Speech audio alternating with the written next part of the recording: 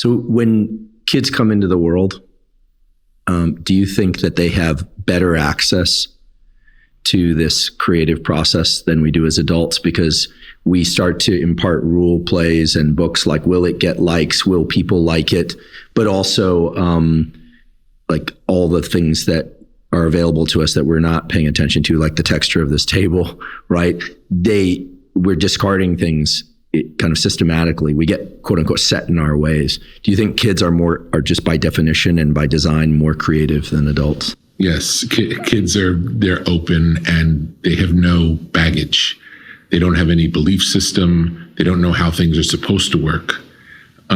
They just see what is.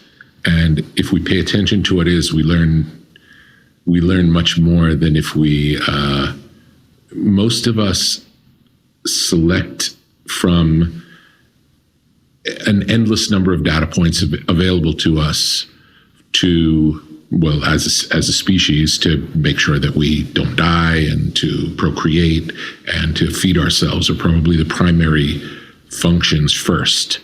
And then we learn things about what's right and what's wrong, and we learn things about how to do certain things, or we're inspired by someone who makes something we love and we want to do it the way they do it.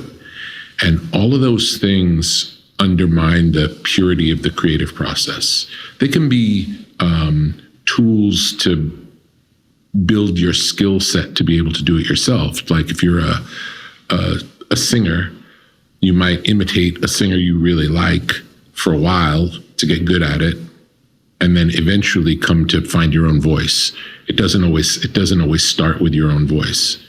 But if you're 3 years old or 5 years old and you try singing, you're not singing like anyone else. You're singing with your own voice. And when you make something, you're making it based on not knowing. And I think I had the advantage early in my career of starting making music without any experience, which was helpful because I didn't know what rules I was breaking.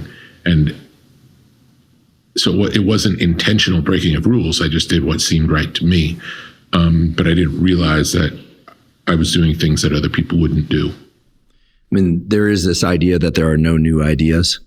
You know, I sort of disagree, because every once in a while I'll see or hear something that at least seems different enough. I think it's a combination of a new combination of existing ideas presented in a new way.